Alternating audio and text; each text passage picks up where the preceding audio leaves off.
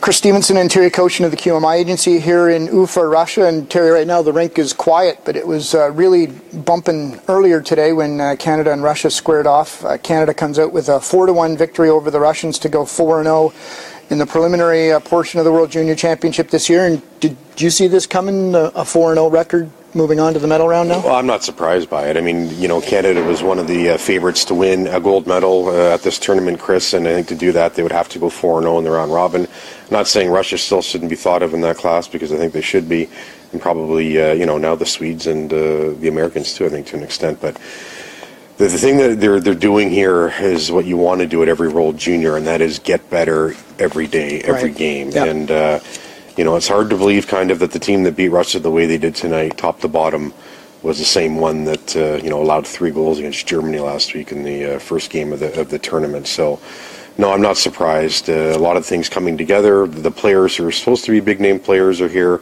are doing that. The grinders are being the grinders. Defensemen doing what they're doing. Malcolm Subban's doing what he's supposed to be doing in a goal, so no, not surprised. Yeah, and I think the coach, too, deserves his fair share of credit. Steve Spott, from the beginning, was adamant that Malcolm Subban was going to be his player.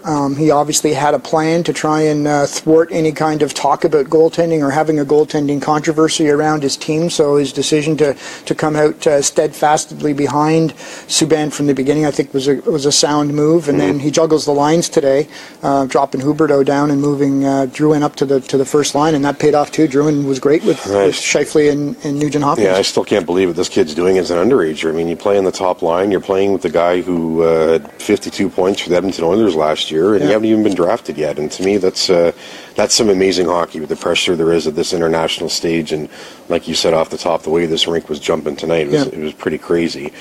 And here you have Drouin out there handling the puck like ho-hum. This is just like back in the queue, and the way he dominates Scored a nice goal. Scored a beautiful goal on the wraparound backhand, and he's you know, the one thing they say about this tournament, Chris, is that if you're a draft prospect, you really can't hurt yourself here, because the scouts know it's a 19-year-old tournament. Right. But what you can do is when you do well against 19-year-olds, your stock can go up, and that's what Drouin's doing. Yeah, I think, you know, if you looked at it coming into this with Nathan McKinnon and Seth Jones from the Americans as kind of being the other guys being talked about as the number 1 picks, I mean, it's been Drouin's been so much the better player than those two guys so far in terms of the impact he's had for his team.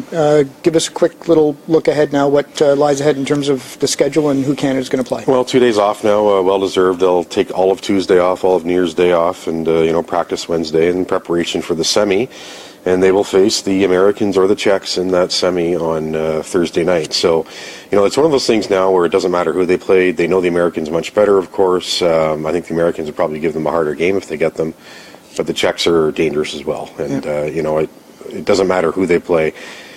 I have to point out that the way the Canada's playing right now, you know, it might not matter who they get at all to anybody in the building or themselves, steamroll them. But we'll see. A lot of the hockey still left to be played, and but the thing is now, after 4 games in the preliminary round, they've set themselves up very nicely. Good. So Canada's next action will be on Thursday. Quarterfinal games are on Wednesday, and you can stay on top of everything that's happening by visiting all of the Sun's websites across the country. For Terry Kochin, I'm Chris Stevenson for the QMI agency in Ufa, Russia.